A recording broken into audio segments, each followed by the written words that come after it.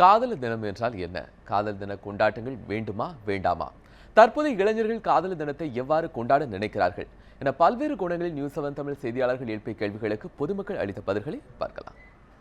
இப்போ காந்தி ஜெயந்தி, கிருஷ்ண ஜெயந்தி அந்த மாதிரி வருஷத்தில் ஒரு நாள் வருது. அந்த மாதிரி காதலுக்காக காதலர் தினம்னு சொல்லி ஒரு நாள் ஒதுக்கி இருக்காங்க. வருஷம் ஃபுல்லாக எங்கே சுற்றினாலும் காதலருக்கு வந்து அது ஒரு முக்கியமான நாளாக அமையுது. காதல்னா என்ன? அன்பை வெளிப்படுத்துறது தான். அது தவறான முறையில் நிறைய பேர் பயன்படுத்துகிறாங்க. அந்த மாதிரி இருக்கக்கூடாது. உண்மையான அன்பு எதுவோ அதை மட்டும் காட்டினா போதும்.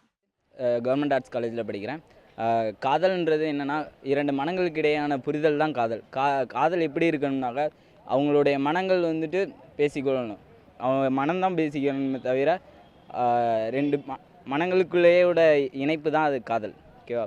அவங்க வந்துட்டு காதலை வந்து வெளிப்படுத்துகிற விதம் வந்துட்டு சரியான விதமாக இருக்கணும். கொண்டாடலாம் சார், தப்பு இல்லை. அது வந்து எப்படின்னா, ஒரு மனசார நமக்கு இஷ்டப்பட்டவங்க, நமக்கு உசுறு நினைக்கிறவங்க கூட லவாஸ்டே கொண்டாடலாம். அடுத்தவங்க கூட நினைக்கிறது அது தப்பு. இப்போ நமக்கு வந்து இவ தான் உசுறுன்னு நினச்சா அவங்க கூட லவாஸ்டே கொண்டாடுறது தப்பே இல்லை. அவருக்காக உசுறு கொடுக்குறது தப்பே கிடையாது.